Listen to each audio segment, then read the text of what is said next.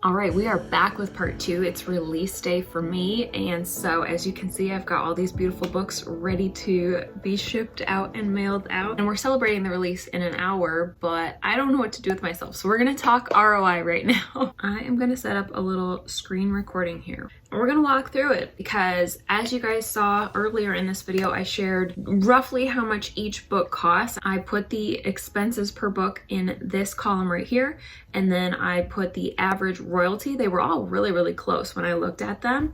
And then I'm going to start by calculating how many books I need to sell before I make my money back according to this royalty. Okay, book 1 costs $1,388 divided by 2.7. I can do this. So I need to have sold 508 books of The Stolen Kingdom, or 508 copies, I should say, to make my money back. So the first thing I can tell you is I sold 700 copies to Once Upon a Book Club box, which is right there on my bookshelf, in case you're curious. I kept it and I will always keep it. It's very special. It was honestly one of the coolest experiences that I've ever had. So I did sell that many books. But on top of that, let's look at how many pre-orders I had. The first thing I'm gonna do is pull up KDP. I'm going to go ahead and look at reports.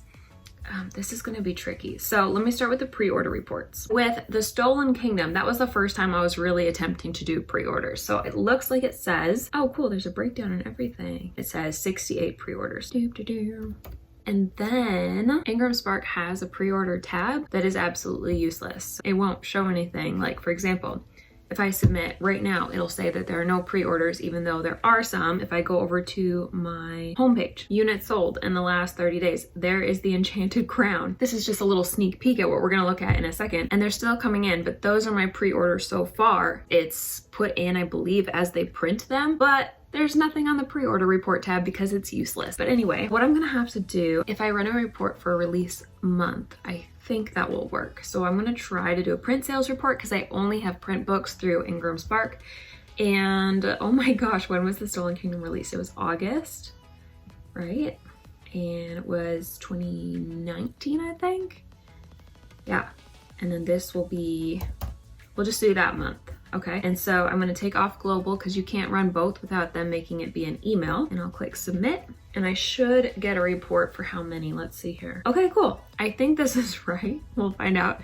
155 sold. And it does tell you net sales here, but don't let that fool you because Ingram Spark takes a ginormous cut. So my profit is this one right here. We can talk more about Ingram Spark in another video if you guys want. Let me know in the comments, but we're gonna put this number 155 right there. And then I'm going to do the sum and grab all 3 of these. And I don't remember what my website sales were, so I'm just gonna put a question mark. I don't know, but it doesn't matter because we crossed that number of books sold on, or no, before release day. So I made my money back before the release. I just realized I forgot I left these in. So I'm giving you a little bit of a hint, but I'll still show you. I don't remember why these were separated so far. Oh, because of the typing underneath. Right. Okay, let's figure out how many books we need to sell at the Ginny Key to see if we made our money back. So 272, 383 books need to be sold. All right, so there's the Ginny Key right there. It sold 34. This is the interesting thing about why longer pre-orders are better, in case you're curious. You can see how these are the 3rd and 4th books in the series, so you would think that review or pre-orders would get smaller and smaller as time goes on, but because I had a longer pre-order window, I get more pre-orders. So it's not necessarily always about if a book is good versus if you have enough time to talk about it and get the hype built up and all that goodness. We'll put in 34. I'm just super curious though. Can I run? Okay, if I grab just the Ginny Key, okay, and it came out in December, technically it's 138 sales. So you know what? I'm gonna count it as release month. I'm gonna do it. I'm making this video, I can do what I want. 138, okay? I'm gonna have to keep this in mind because I don't want to mislead you guys because that was the whole month of December and the book came out on December 3rd. Let's run another print sales report. And that one was December, also 2019. And so this would be, we'll run it through, we're just gonna say the month of, okay? Or do they start printing? Maybe I should run it to like Thanksgiving. I don't know. I don't know when they start printing. Let's find out. So we'll get rid of global, just the US sales. I'm not worried about global. If there's a handful of other sales, it's not a big deal. Woo!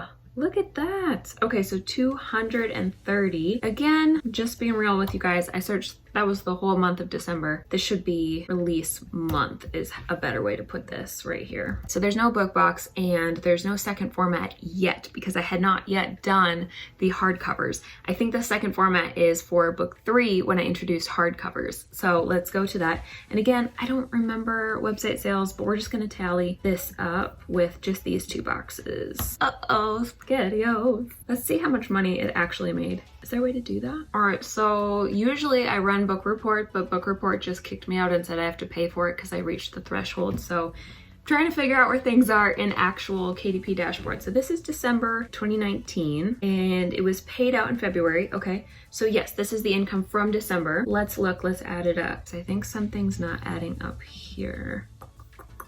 Okay.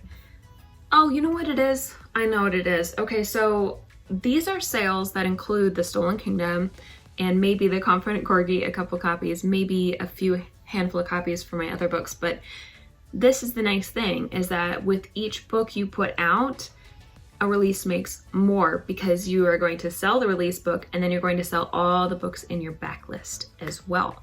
And so looking at just the book itself, which would be right here, it didn't quite make its money back on its own. It was like 15 books short. But if we look at what KDP actually made, like with other book sales, I'm gonna add this up. Don't go anywhere. I'm gonna put a little column that says income there, and that's 827. And then Ingram Spark says out of these 230, keep in mind that they take a very large cut of that. I made 462 off that one book, or I could put 610 for all book sales that month combined. So let's do 610. And then we're going to sum, where did it go? These 2 up. Okay, so to sum up, here's what I spent.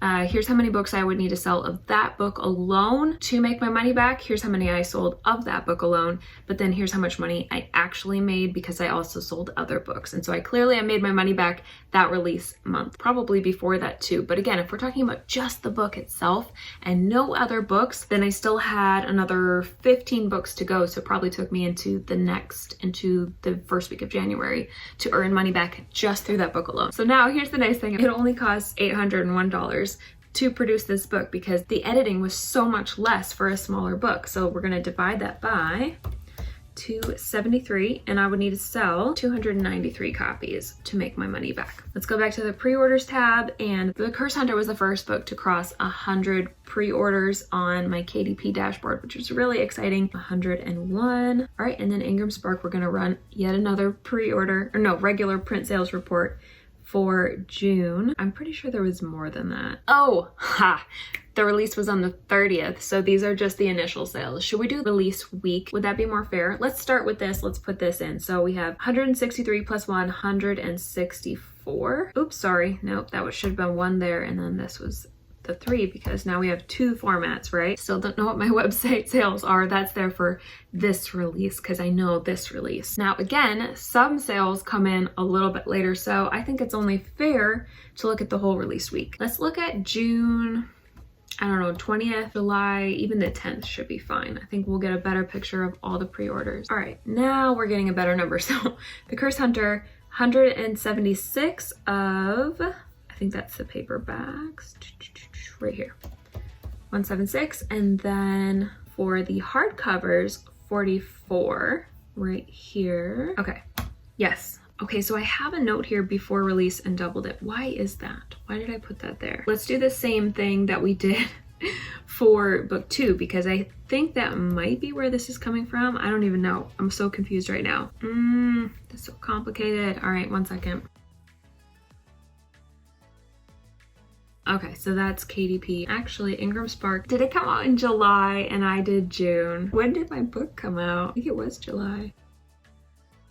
June 30th, okay. We're trying to make it like a 1-month period. Okay, let's do this. So there's the total books sold. There is my, I believe, yeah, net publisher income, 1309. Add those up, yeah. Okay, that's why I said before release and doubled it. It shouldn't be before though.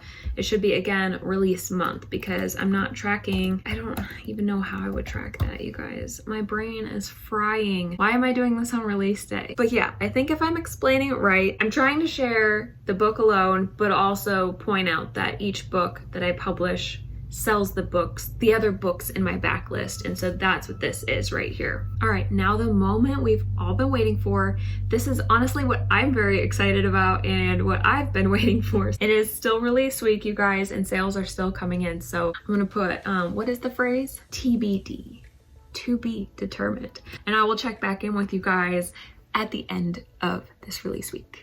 All right, it is Saturday, March 27th, so it's the last day of release week. I thought we should check in and see if I made my money back during release week or not.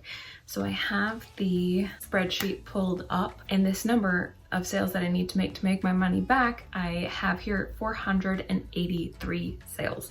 Now, we've talked about this in the previous part of the video that obviously I've sold other books this month, so I already know that I've made my money back, but I want to see if the book itself made its money back. So what we're going to do is we're going to take a look at sales from KDP, Kindle Direct Publishing, sales from Ingram Spark, both the hardcover and the paperback, and sales from Draft to Digital, as well as sales from my website, and we're gonna add it all up. Here we go. Let's see what it says. So I'm going to switch this to just the Enchanted Crown, and it looks like it started selling on the 20th, because as you guys know, if you watch my behind the scenes of publishing video, I like to release my books a teeny bit early. It's kind of a sneaky thing. Anyway, so 3 plus that is 18. We're gonna start doing the math now. 18 plus 17 plus 109. Okay, so if I did the math right, feel free to check me. That's 205 sales of specifically the Enchanted Crown during this release week. So the pre-orders plus sales during release week. Next we have Ingram Spark. So I'm going to go off of the home page, because as we've established, their pre-order page shows me nothing. So on the home page, it says right now in the last 30 days, 148 paperbacks. Let's add that in. Plus right here, 76 hardcovers. Let's add that too. Looking good. Let's go to Draft to Digital, which has this little chart right here that does sales by book so far this month. So that says 30 sales right there, 30 plus. And then last but not least, you guys remember I had website sales when I opened my website for signed copies. So I had a little over 100 books, but 44 of those books were the Enchanted Crown. So let's add those in. Oh my gosh, I am nervous. 503, you guys. This is the first time that I've broken 500, not counting, of course, the Stolen Kingdom in the book box, because that's one big purchase, but this is like individual people. Oh my gosh, that is so cool. Okay, so 503, let's pop that in. This is how many I actually sold during release week. So I made my money back release week. I know I had put in this amount of how much I made from other books before release day, and I'm sure it's something around 2,500 now, so that's pretty awesome. I just have to say, be careful not to compare, because this is my 6th fiction book, and on top of that, it's like my 10th or 11th full release if you count the marketing books and my children's book and 2nd edition. So I would really encourage you not to compare. I mean, there's a part of me that's like, oh, I would love to have sold thousands and make a bestsellers list, and maybe someday. I can't wait. I believe in that. But right now, 500 sales during release week. That is a new record for me, so I'm gonna celebrate the heck out of that. I'm just going to enjoy that feeling. So I hope you enjoyed this video. If you did, give it a thumbs up. Let me know in the comments if you want other videos like this and any questions you might have, and I will talk to you guys again very soon.